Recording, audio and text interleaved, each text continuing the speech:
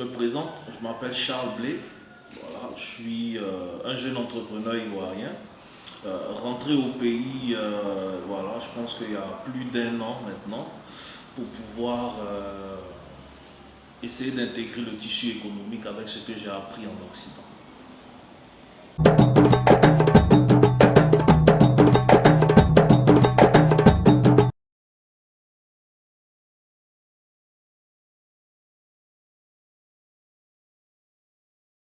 Bon, d'abord, il faut que je dise merci à ma grand-mère, Yepé Zori Martine, qui était cadre du port autonome d'Abidjan.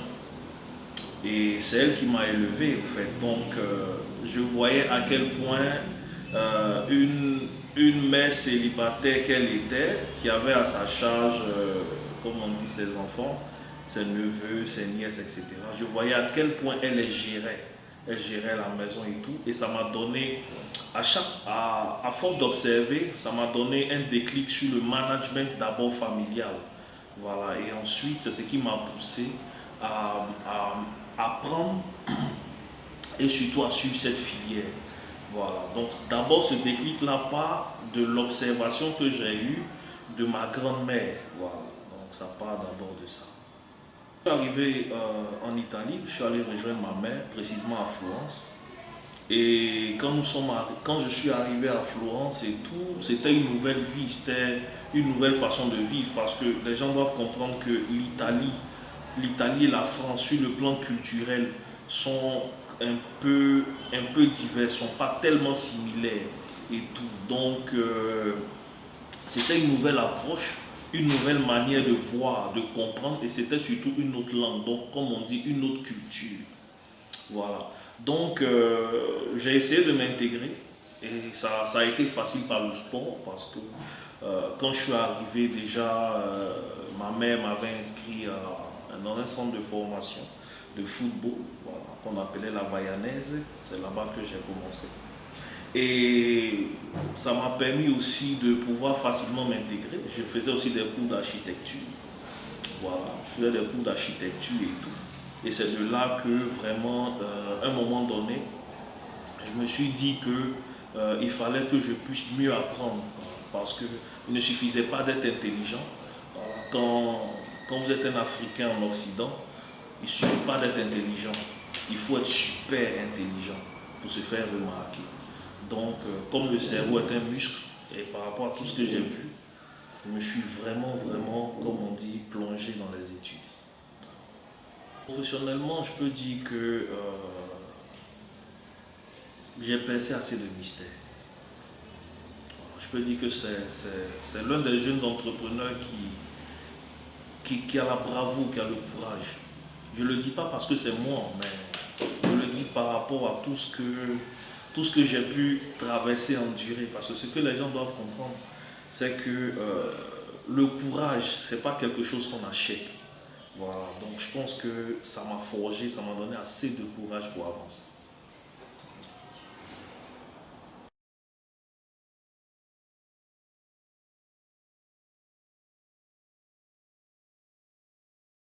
Bon, il faut dire que ma grand-mère, c'est d'abord elle qui a accepté. Vous savez, les autres parents, peut-être que votre fille peut être enceinte et tout, et puis vous allez peut-être avoir lui tourner le dos, etc. Moi, ma grand-mère, elle n'avait jamais tourné le dos à ma mère.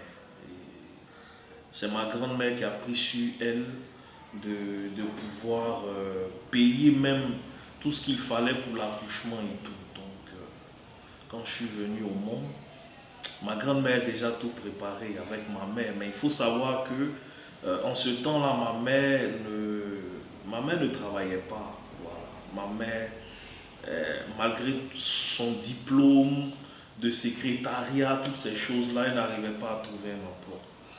Donc, c'est ma grand-mère vraiment qui, comme on dit, qui la couvrait et tout.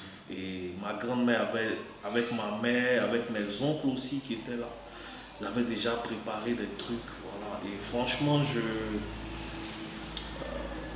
pense que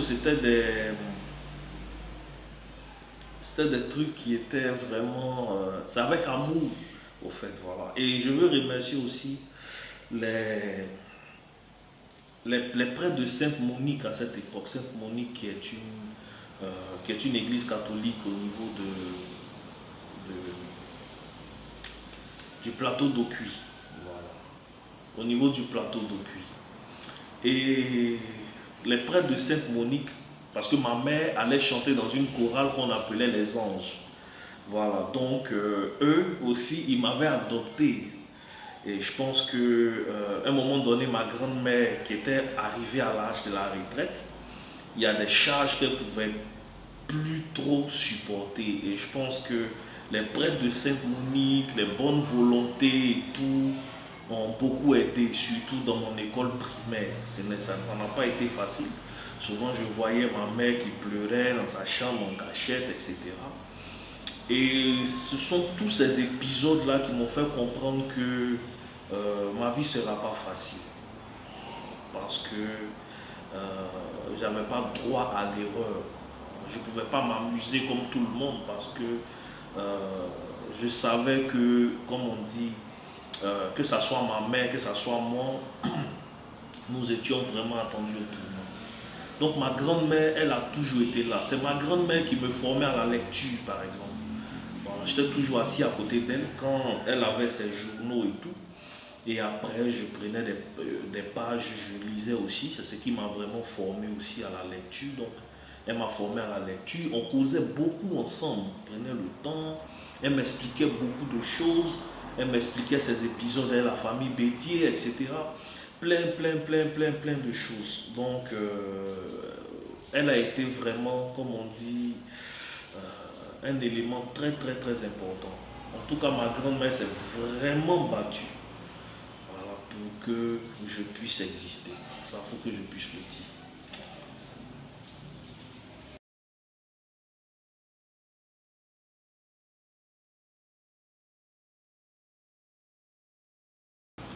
Bon, vous savez, euh, mon père, ça a été un grand homme, c'est vrai. Mais nos rapports n'étaient... disons que c'était des rapports un peu en dents de scie. Pourquoi? Parce que tout simplement, euh, je pense que il me voyait pas assez comme il me voyait pas assez comme un fils en fait. Il me voyait pas assez comme un fils. Et vous savez, je le dis toujours, un père peut avoir 1000 enfants et tout. Même si tu ne peux pas donner 100% de l'amour, au moins essaie de donner 50%, c'est important. Et vraiment, j'ai pas réellement ressenti ça. Je pense qu'on s'est plus rapproché à sa retraite. À sa retraite, on s'est plus rapproché parce que il avait vraiment souhaité qu'on puisse se rapprocher. Mais bon, comme on dit, il traversait aussi des énormes difficultés. Et moi aussi, j'étais en train de me construire. Donc on n'a pas pu avoir ce rapprochement qu'il faut. On est resté, comme on dit, comme lui-même il le disait, père son âme, il ne vit plus. Comme il le disait, on est resté de bons amis. On était de bons amis. Il m'appelait, il me donnait des conseils. Souvent on décryptait un peu l'actualité ensemble et tout. Mais comme on dit, bénéficier du fruit de ses efforts, je pense que ça n'a pas été le cas. Faut pas, on va se voiler la face. Voilà, c'est un peu ça.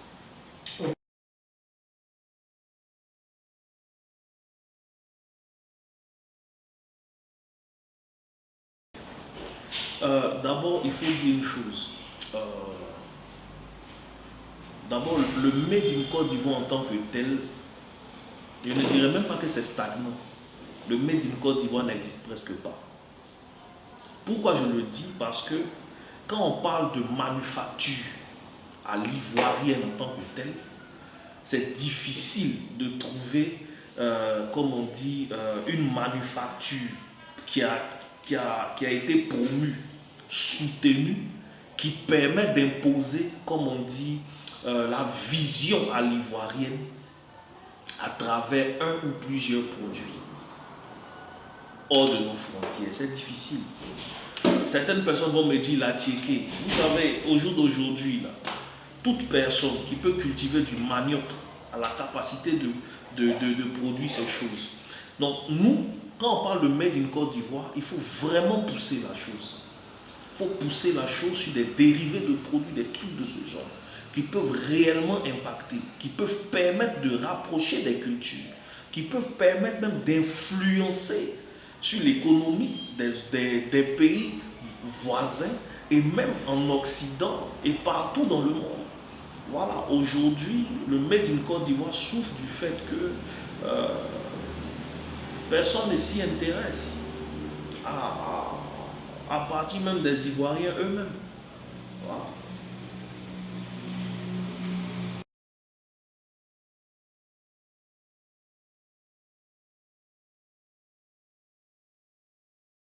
D'abord, comme je dis, souvent nous on fait des amalgames. Le premier amalgame, c'est que nous, en tant qu'Africains, en tant que pays sous-développé et tout, il y a des mots clés qu'on doit comprendre. Faisons la distinction entre évolution et progrès. Nous sommes en mode évolution. L'évolution, ce sont des choses qui se passent pas à pas. Mais le progrès, c'est un bond en avant qui change tout. Donc au jour d'aujourd'hui, nous sommes dans la situation où nous devons rapprocher le progrès de notre façon de faire le Made in Côte d'Ivoire. Je prends un exemple simple. Ici en Côte d'Ivoire, il y a des filières de l'économie qui permettent, comme on dit, d'impacter et de dominer. Le chef de l'État même disait qu'il faut soutenir les champions locaux. Mais les champions locaux, on ne va pas les trouver dans les maisons. Les champions locaux, ce sont des personnes qui présentent des choses. Et sur ces choses présentées, il faut les soutenir, il faut investir, il faut les défendre, il faut créer l'écosystème. C'est tout. Le problème au jour d'aujourd'hui, c'est un écosystème inexistant. Ce qui fait qu'on est obligé de subir le diktat des manufactures qui viennent d'ailleurs. Donc, c'est ce qui même va permettre la vie chère, etc., etc., etc. Au jour d'aujourd'hui, il faut être réaliste. Le réalisme est simple. Les petits transformateurs peuvent être boostés en TPE. En les boostant en TPE, en favorisant le marché pour qu'ils puissent les pénétrer sans problème et tout, à travers la distribution, cela va favoriser la migration vers des entreprises intermédiaires. Pour ceux qui ne savent pas la différence, une TPE peut te permettre d'employer moins de 10 personnes. Mais une entreprise intermédiaire te permet d'aller jusqu'à 400, 500, 600 personnes. Quand vous voyez les zones industrielles aujourd'hui, Yopougon et consorts, ce sont des TPE, des entreprises intermédiaires. Donc nous, on ne peut pas avoir la manufacture, on ne peut pas avoir des transformateurs et des transformatrices, on ne peut pas avoir les matières premières et tout, et on n'a pas l'écosystème qui fonctionne avec. Et quand c'est comme ça, on ne peut pas résoudre des problèmes, comme par exemple le problème du chômage, etc., etc., etc. Voilà.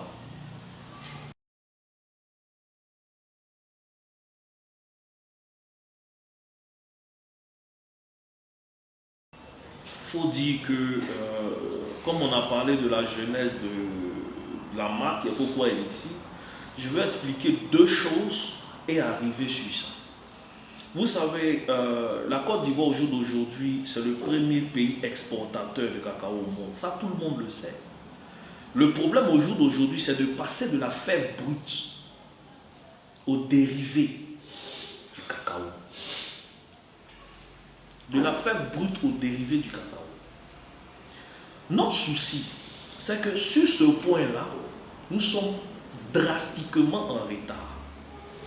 En Amérique du Sud, ceux mêmes qui ont plus la culture du cacao et tout, vous voyez que vous arrivez dans des temples sud-américains, Et vous voyez des gens en train de faire de la liqueur de chocolat pour adorer des dieux. Quand en Europe, au Moyen-Âge, on parlait de déjeuner, déjeuner vient de rompre le jeûne du matin. Et ce jeûne-là était rompu par des pralines de chocolat. Voilà pourquoi tout ce qui est chocolat est considéré comme noble. Et bizarrement, on arrive en Côte d'Ivoire, qui est le premier pays producteur de cacao. Cette noblesse-là, on la met de côté au profit de tout ce qui est, comme on dit, moins raffiné, archaïque, etc., etc. C'est dans ces conditions-là que la première fois que j'avais goûté à ce produit, c'était fait de façon artisanale. Disons, c'était fait pour pouvoir plaire à 2, 3, 10, 15 personnes. Et c'était encore à l'état brut. Et tout. Donc, quand j'ai goûté ça et tout, je me suis dit, mais écoutez, on doit valoriser ce truc. Et quand j'ai dit on doit valoriser ce truc, il y a des gens qui n'ont pas cru en ce que je disais. Il y a des gens qui ont pensé que j'étais stupide. Donc des personnes que j'avais croisées par rapport à s'associer avec moi et tout, je ne peux même pas dire ici devant cette caméra les paroles humiliantes, les commentaires déplacés et tout ce qui va avec. Et comme je le dis, nous ici en Afrique, ce qui nous tue, c'est qu'on est brouillon. En temps, il y a une différence entre le brouillon et l'intelligent. L'intelligent voit très loin. Le brouillon s'occupe de ce qu'il y a autour de lui. Donc, moi j'ai cru en cette chose. Il fallait maintenant lui donner un nom qui pouvait vraiment impacter. Mais avant même de donner le nom, il y a des difficultés. Je pense que je peux énoncer des difficultés. Ici en Côte d'Ivoire, on ne fabrique pas de bouteilles.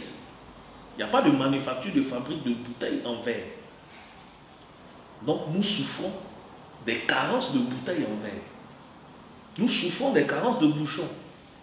Il y a des types d'emballages qui nous permettent de faire des meilleurs packages qu'on n'a pas ici. Donc il fallait s'asseoir pour réfléchir à toutes ces choses. Et ceux que j'avais croisés ne voulaient pas m'aider parce qu'ils se disaient que s'ils m'aidaient, on allait parler de Charblé. Donc c'est dans ces conditions que j'ai appelé ma cousine, Muriel, j'ai appelé ma camarade Vanessa, j'ai appelé deux autres amis, Kanzi et tout. Et je leur ai dit, écoutez, voilà ce que je veux faire. Mais eux-mêmes, ils n'avaient jamais goûté. Donc je leur ai dit, bon, voilà le truc, goûtons et puis voilà. Quand ils ont goûté, ils ont tout de suite adhéré à la vision. On a mis les petits moyens qu'on avait.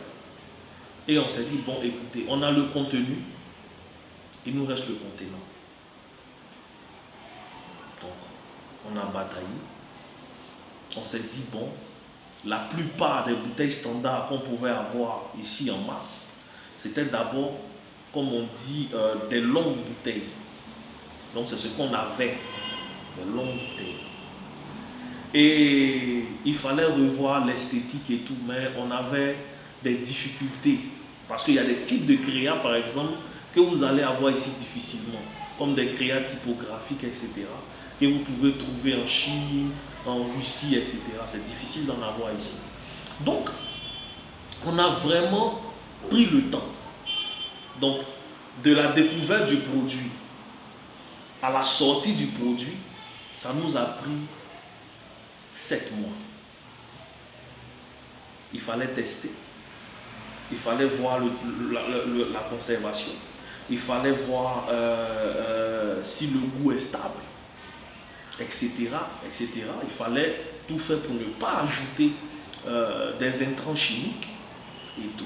Donc ce qu'on a réussi, au jour d'aujourd'hui, le produit est fluide, il est clean, il est bon. Donc, ce qui fait que les seules critiques qu'on avait, c'était sur le contenant, mais pas sur le contenu. Voilà, donc Coco Elixir, ce nom-là a été pensé comment? D'abord, il faut dire que tout ce qui est nom anglophone peut être prononcé partout dans le monde. Parce que notre objectif n'est pas seulement la Côte d'Ivoire, mais le monde entier. Ensuite, il y a une particularité, mais ça, les gens, comme on dit, ils ne prêtent pas attention. C'est ça, élixir. L'élixir, c'est une boisson considérée magique. L'élixir, c'est ce qu'on appelle une boisson raffinée pour les dieux. Donc, nous, on s'est dit que si on a une boisson tirée, comme on dit, des fèves de cacao, qui est considérée comme une boisson divine en Amérique du Sud, une boisson thérapeutique dans le sud de l'Italie, chez nous, même on est premier producteur, il faut que ça soit un élixir, comme on dit, accessible à tout le monde. Voilà d'où vient le nom Cocoa Elixir.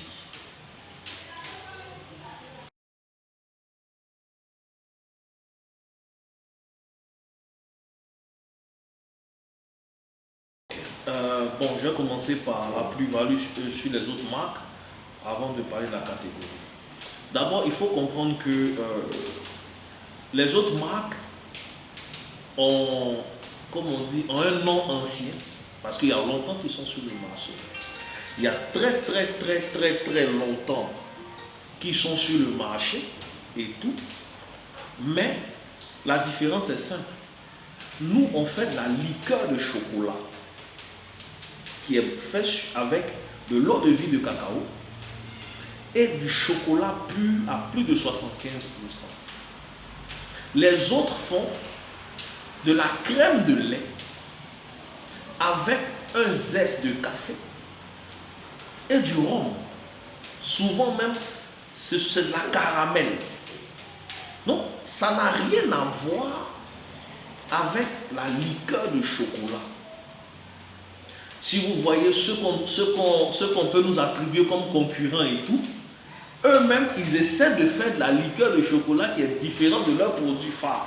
Donc, le produit phare qu'on considère comme notre concurrent, ce n'est pas de la liqueur de chocolat. Donc, on peut dire que de liqueur de chocolat, nous sommes des pionniers en Côte d'Ivoire. Ensuite, les autres marques, quand on ajoute des glaçons, on constate que l'eau prend le dessus. Alors que la liqueur de chocolat, chez nous, ça n'existe pas. Ça reste intact. Donc déjà, il y a la texture, il y a aussi la façon dont le produit est condensé. Il y a l'arôme même de chocolat qui nous différencie des autres. Les autres, c'est plus de l'arôme de café, parce qu'il y a des zestes de café. Et je prends un autre exemple.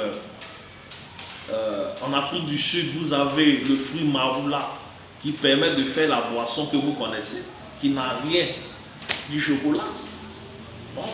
Donc, notre plus-value, c'est que nous sommes les pionniers en matière de liqueur de chocolat actuellement en Côte d'Ivoire. Voilà. Maintenant, le positionnement de ce produit, c'est que un produit à base de chocolat peut être soit haut de gamme, soit moyen de gamme, mais ne peut pas être bas de gamme. Les liqueurs classiques peuvent être bas de gamme, moyen de gamme, haut de gamme, ça dépend. Des liqueurs raffinées comme des noms que je ne vais pas citer, vous savez que c'est haut de gamme parce que c'est fait, ça a été brassé depuis les États-Unis, depuis 1800, 1700. Comme on dit, ils ont vraiment la tradition de la chose. Et il y a des liqueurs classiques qu'on voit en bordure de voie ici qui ne peuvent pas se mettre au même niveau qu'eux.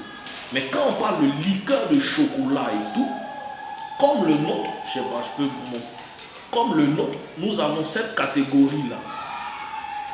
Cette catégorie-là est considérée comme notre haut de gamme. Comme on dit qu'il y a un zeste en plus qui crée une vraie explosion vraiment dans la bouche. Et nous avons notre moyen de gamme qui est là, qui est, comme on dit, qui est la version améliorée de cette bouteille et tout.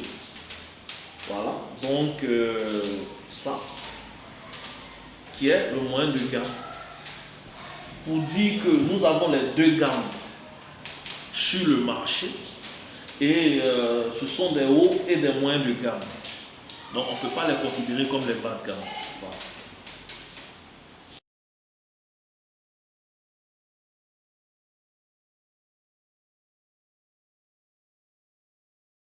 Bon, faut dire que l'Africain même difficilement assimile ce qui vient de chez lui. Donc nous procédons, comme on dit, par le corps à corps, par plein de choses et tout, pour essayer de faire connaître le produit. Il y a des points où, par exemple, on nous dit comme ça, et ça c'est la chose la plus absurde de la planète Terre. Vous trouvez des supérettes où ils vont vous dire que non, nous on vend que des boissons importées. Parce que d'après eux, tout ce qui est importé peut coûter moins cher. Vous avez des boîtes de nuit qui disent que non, eux ils préfèrent plus des boissons aussi importées et tout. Donc les difficultés que souvent on rencontre, c'est à peu près à ce niveau. Parce que nous, dans notre esprit, tout ce qui vient, tout ce qui est fait, produit sur le plan local, ne peut pas être bon. Alors que tous ceux qui ont testé et tout, il y a des clients de France, des États-Unis qui prennent ça pour aller là-bas. Moi, je vous donne une anecdote. On a notre partenaire qui est aux États-Unis et tout, qui travaille même, je ne sais pas si je peux dire où il travaille, mais c'est une grosse boîte américaine. Mais quand il vient à chaque fois à Abidjan, il prend des bouteilles pour aller offrir à ses patrons. Il a un de ses patrons qui lui a dit que, mais tu es sûr que c'est fait en Côte d'Ivoire, en Afrique? Et il lui a dit, ben oui, c'est fait en Afrique, c'est fait chez moi. Et le monsieur lui a dit, c'est impossible. Parce que pour lui, on n'a pas le skills pour faire ça. Donc c'est pour dire que nous sommes négligés chez nous. Donc c'est normal qu'ailleurs, on ne puisse pas nous prendre au sérieux. Voilà. C'est une activité en perspective. Parce que tout ce qui touche à, comme on dit, à tout ce qui est produit liquide, l'alcool, etc., ce sont des choses qui viennent où on peut voir les retombées après les volumes de vente. Et il faut savoir aussi que nous, ça fait moins d'1 an qu'on est sur le marché par rapport à des marques qui sont là depuis 20, 30 ans et comme ça. Mais en moins d'1 an, on peut dire qu'on a quand même commercialisé assez de bouteilles. Mais pour en faire plus, pour pouvoir avoir un bon volume de vente, voilà, il ne faut pas qu'on rêve. Il faut aussi des financements, il faut des ajustements, il faut toutes ces choses. Et comme je le dis, l'Ivoirien n'est pas investisseur. Donc, on ne peut pas compter sur ça. Ce qu'on peut faire, c'est toujours maintenir notre produit, comme on dit, au standard qui plaît, et puis essayer d'évoluer avec ce qu'on peut. Voilà. Plus que ça, en ce moment, c'est un produit en perspective. Voilà, c'est un peu ça.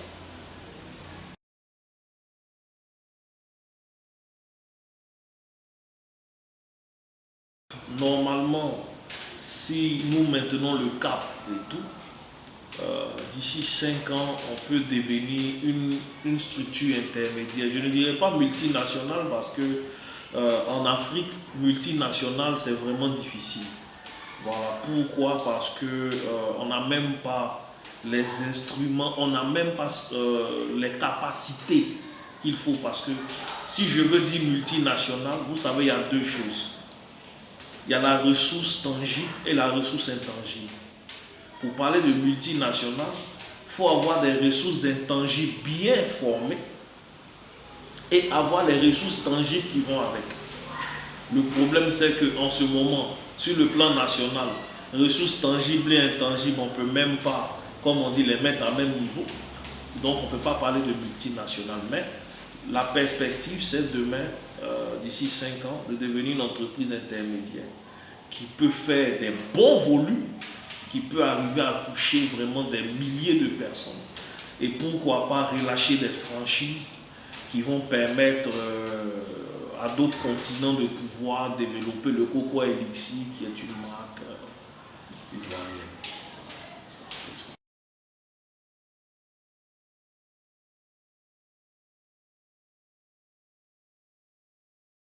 Le premier obstacle, il faut dire que c'est le mépris des bonnes choses. Nous, ici, on a le mépris des bonnes choses. Parce que c'est tout ce qui est superficiel qui nous intéresse. Si on était dans un pays anglophone, nous allons être peut-être invités par le chef de l'État pour nous demander, mes équipes ont fait une recherche, ils ont vu que vous êtes en train de développer quelque chose et on a vu que ça peut être en perspective pour la vitrine ivoirienne. Donc, nous on veut savoir comment on peut impulser. Les pouvoirs publics ne le font pas. Ici en Côte d'Ivoire, les difficultés, comme je le dis, c'est que on aime tellement le superficiel que pour nous, s'il y a une reine de beauté, c'est elle forcément qui va, comme on dit, représenter. Mais les gens ne savent pas qu'une nation, ça ne se représente pas que par la beauté. Ça se représente aussi par la valeur intellectuelle. Ça se représente aussi par les découvertes. Et tout. Donc, au jour d'aujourd'hui, la difficulté qu'on a, c'est le mépris des uns et des autres. Ce qui fait qu'on a l'impression qu'on n'a pas créé quelque chose, on a l'impression qu'on n'existe presque pas. Voilà. Et ça, c'est la première difficulté. La deuxième difficulté qu'on a, c'est que vous allez trouver des gens qui ne veulent pas vous aider, mais qui passent toujours leur temps à chercher des commentaires déplacés. Donc, quelqu'un qui n'a jamais acheté une bouteille de Coco Elixir ne peut pas te dire ce qu'il y a à l'intérieur. On sait que c'est de la liqueur de chocolat, mais si tu n'as jamais goûté, tu ne peux pas me dire que c'est comparable à telle chose. Donc, toutes ces difficultés-là sont là, mais comme je le dis, notre vision n'est pas limitée, donc nous sommes sereins.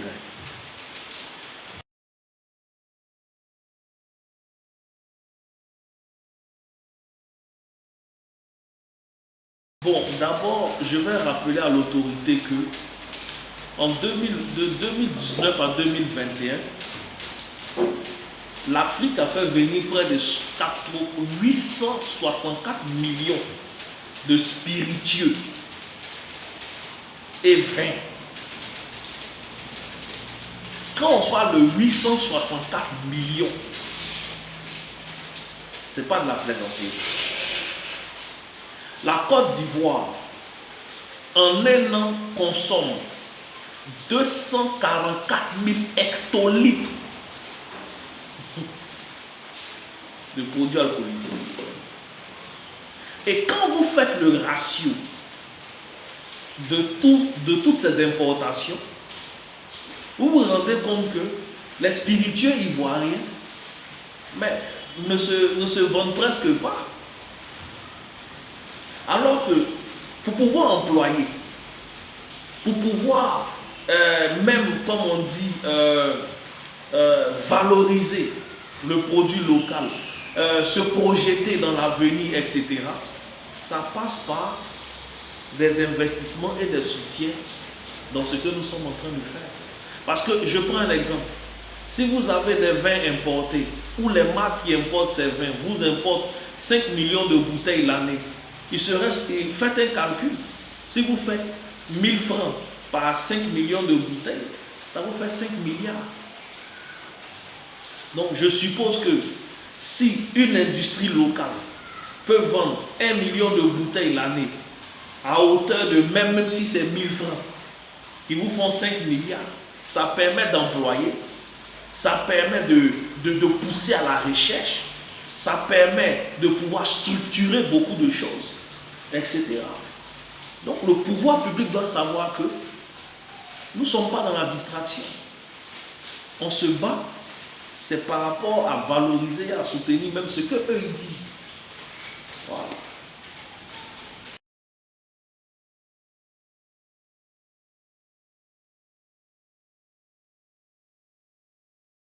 Bon, il faut dire d'abord aux consommateurs que il faut qu'on puisse changer nos habitudes, de peur qu'on ne puisse toujours souffrir. C'est ici, en Afrique, on va faire un mariage traditionnel en donnant des boissons étrangères. C'est ici, en Afrique, on va faire une cérémonie traditionnelle sans avoir une boisson africaine. Donc quand nous on dit notre boisson par rapport au rapport qualité-prix est la moitié ou souvent un tiers de ce qu'on considère comme nos concurrents, il y a des gens qui pensent que c'est parce que ce qu'on fait du bordel. C'est parce que tout simplement, ce rapport qualité-prix sur un produit qui n'était pas importé, il y a des taxes qu'on ne peut pas mettre là-dessus. Et nous, on prend sur nous le fait de ne pas avoir une augmentation exorbitante. Donc, il y a tant de faveurs. Moi, je remercie un de mes amis pour son mariage traditionnel, sa dot, qui a pris près de 10 bouteilles, où il a fait boire ça à sa famille, à sa belle famille. Et ils sont tellement impressionnés que c'est devenu de la folie. Il y a le skills, il y a de la valeur, il y a de la créativité. Vous savez, la meilleure façon de raffiner quelque chose, c'est quand il y a la confrontation. Donc, les consommateurs de tous ces produits dits qui sont nos concurrents, ils ont tout bu. Qui boivent le nôtre.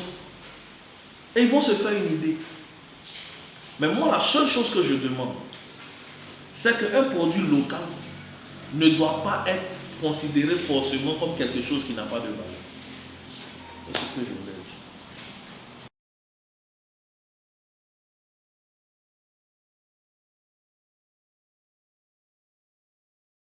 Bon, ce que je veux dire pour la fin, c'est que nous avons un grand pays. Et il faut que les mentalités, les façons de faire soient à la hauteur du grand pays que nous avons. Ensuite, il faut savoir que ce n'est pas seulement ce qui vient d'ailleurs qui est bon pour nous.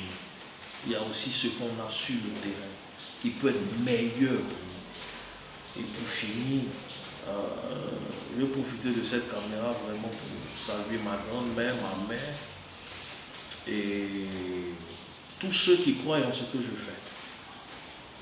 Voilà, tous ceux qui croient en ce que je fais. Et leur dire qu'il y a une différence entre le businessman et l'entrepreneur. Voilà. Donc, nous on avance, on tient le coup, tout en espérant que quelque chose de meilleur se produise. Merci.